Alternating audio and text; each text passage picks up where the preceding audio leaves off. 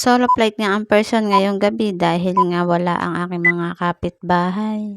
Meron kasing birthday yan din sa aking isang kapitbahay, yung kanyang anak. Invite nga ang mga batang person ayaw naman. Abot na nga ng gabi itong kanilang pagsuswimming at wala na ngang tao dito kaya naisipan kong pumunta. Pinakain nga muna ako ng mami ng may birthday. Sino ba naman ako para tumanggi? Grasya yun. Siyempre habang kumakain nga ang person ay nagmarites muna kami. Andun nga pala yung bianan niya at ang nanay niya. Nagmarites pa nga ang mga person doon habang kumakain. Ang sabi nga ng kanyang bianan ay kami daw ay magkantahan at mag-inuman. Ano ba naman ako para tumanggi? Siyempre for the go ang person. Siyempre bago ang lahat ako muna yung maliligo. Baka maamay na nila ako. Kanina pa akong tanghali hindi naligo. Baka nga tumabi sila sa akin, iba na ang amoy ko. Mga oras kang ari ay kasama ko na ang dalawang batang person. Pinagpaalam ko pa nga si Kaykay sa kanyang papa, baka nga daw hindi pa tapos sa kanyang assignment. Maaga ko pa nga silang pinapaligo dito ay ayaw naman nila. Baka nga nahihiya lang sila kaya ayaw nila dining maligo. Kung kailan nga gabi tsaka nila naisipang sumabay sa akin sa paliligo. Ayaw nga nilang mag-swimming nung may araw pa, kung kailan gabi tsaka naman naisipang mag-swimming. At inaantay nga siya ng batang person para nga naman may ka-jamming din siya. Tuwang-tuwa naman ang mga batang person at kung ano pinagagawa din sa sulok ng pool.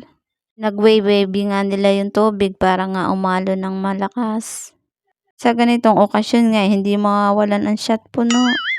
Ari namang dalawang batang person ay tuwang-tuwa sa pinaggagawa nila. Nainggit nga ang may birthday kaya ayan, nakijoin uli sa amin sa pagsuswimming kahit nga malamig.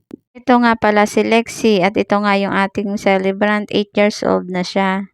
Pagkatapos nga ng birthday ni Lexi, kinabukasan naman ay birthday naman ni Kuya Kian. Dahil nga panggabi si kaya ayan, naisipan kong magluto ng maaga para pagdating niya ay kakain kami. Ito na nga lang ang pa-birthday ko kay Kuya Kian nang ipagluto siya ng pansit.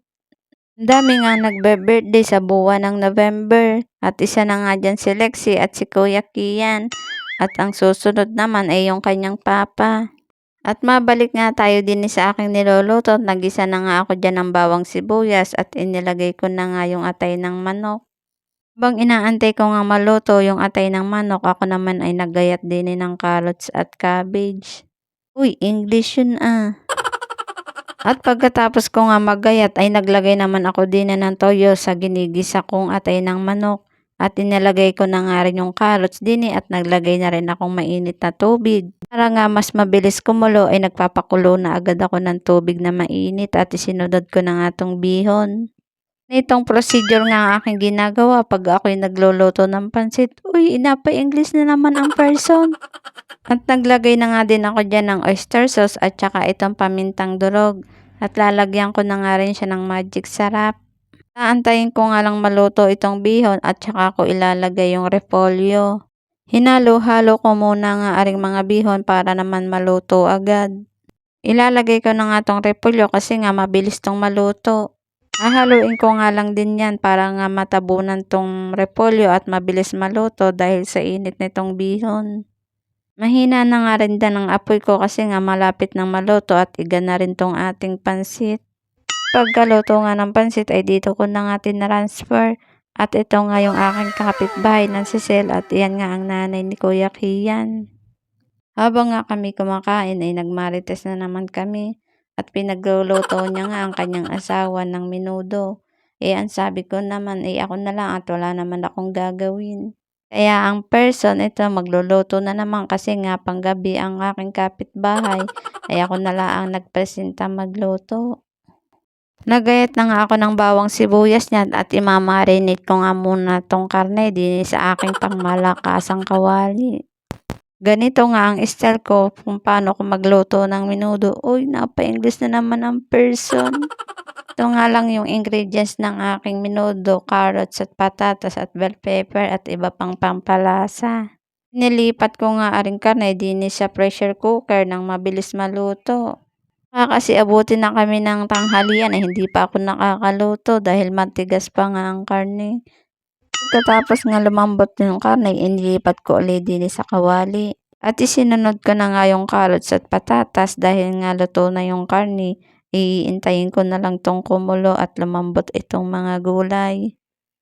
At hinalo-halo ko na nga rin aking niluluto nang magpantay naman ang lasa.